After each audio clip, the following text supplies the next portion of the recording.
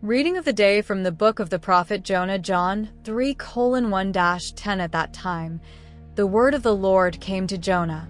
Arise, go to Nineveh, that great city, and proclaim to it the message that I tell you. Jonah arose and went to Nineveh, according to the word of the Lord.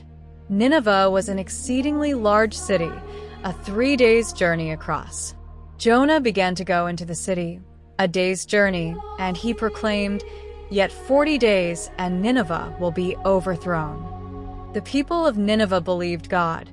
They proclaimed a fast and put on sackcloth, both great and small. When the news reached the king of Nineveh, he rose from his throne, took off his robe, covered himself with sackcloth, and sat in ashes.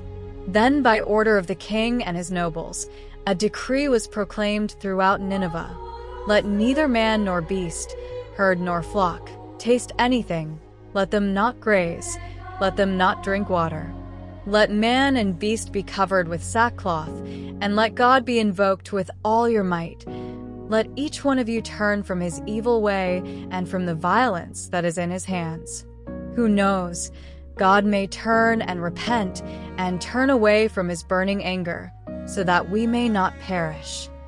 When God saw their works, that they had turned from their evil way, God changed his mind about the disaster he had threatened to bring on them, and he did not do it.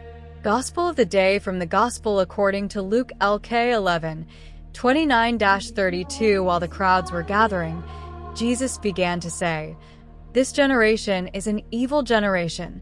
It seeks a sign, but no sign will be given to it except the sign of Jonah. For as Jonah became a sign to the Ninevites, so will the Son of Man be to this generation.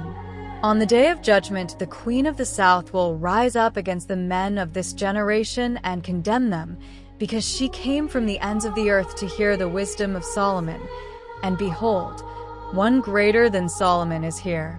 On the day of judgment, the people of Nineveh will rise up against this generation and condemn it, because they repented at the preaching of Jonah.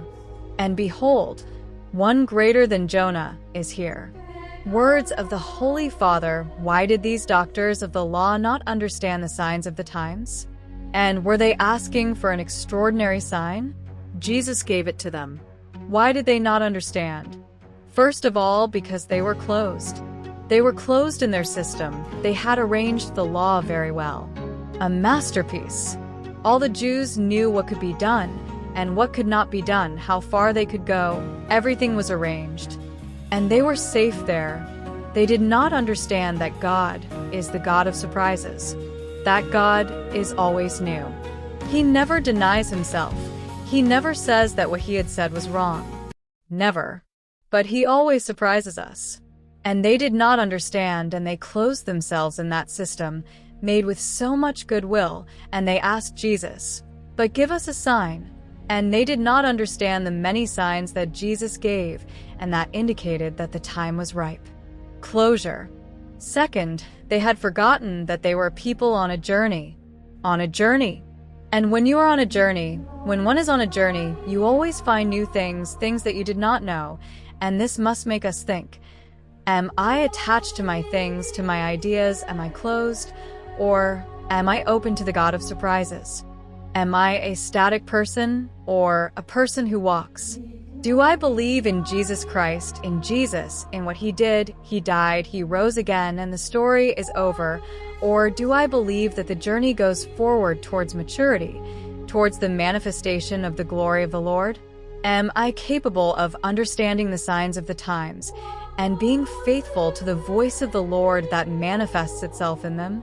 We can ask ourselves these questions today and ask the Lord for a heart that loves the law, because it is the law of God that also loves the surprises of God, and that knows that this holy law is not an end in itself.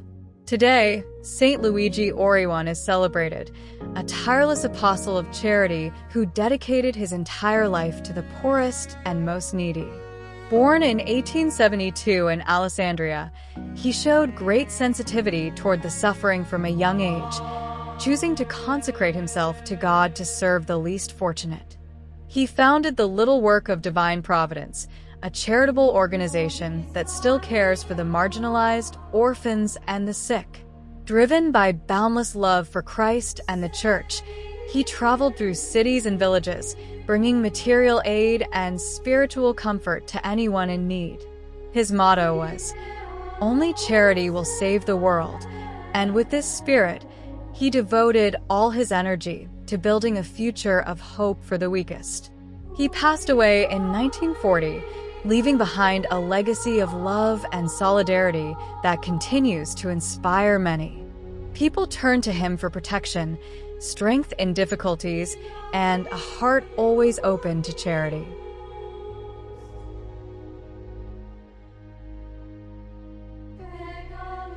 The Gospel and the Saint of the Day.